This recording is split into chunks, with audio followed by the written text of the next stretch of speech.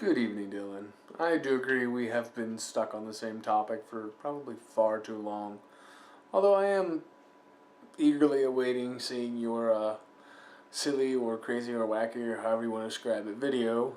When you're in school, you probably hung out with a small group of friends that became your core group of friends. The core identity to how everybody identified you as. That core group or clique is what other people use to simplify who you were. That was whether you were a jock or a nerd or a geek or I don't know, the thousands of other things they can come up with.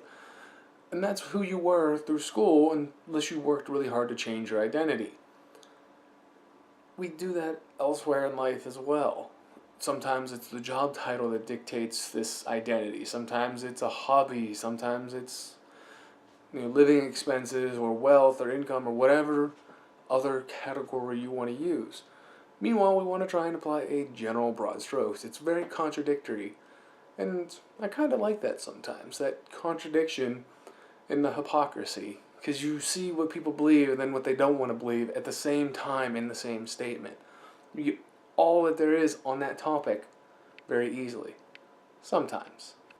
This hypocrisy also shows a lot about how our species is, I think.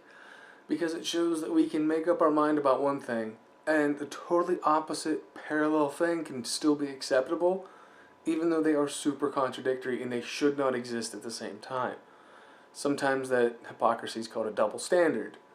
Categorizing humans as one broad topic while simultaneously casting us into the smaller sub-branches and categories of whatever they want to call us is a nice little double standard. We're saying just how similar we all are, and then we turn around and go, no, but we're not that similar. These are all the ways we're actually different.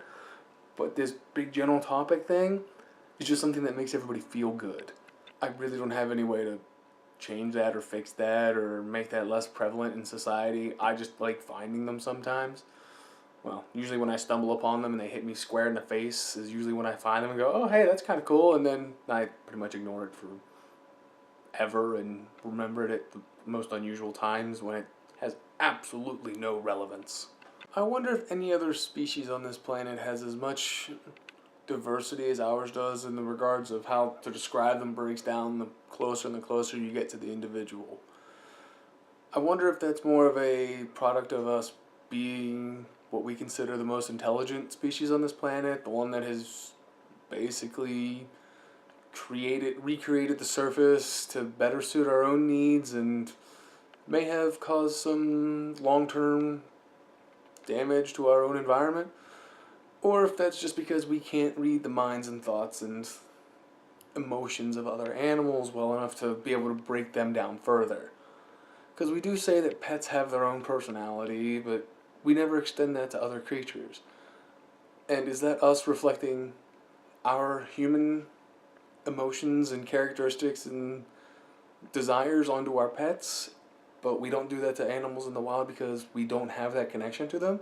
Or is that something that's actually there? That's definitely something I can't answer. But I'm just giving it to you as food for thought, Dylan. Hope you enjoy that meal. Anyway, Dylan, that is pretty much all I have for today. I will see you on Monday. Have a good one. Bye.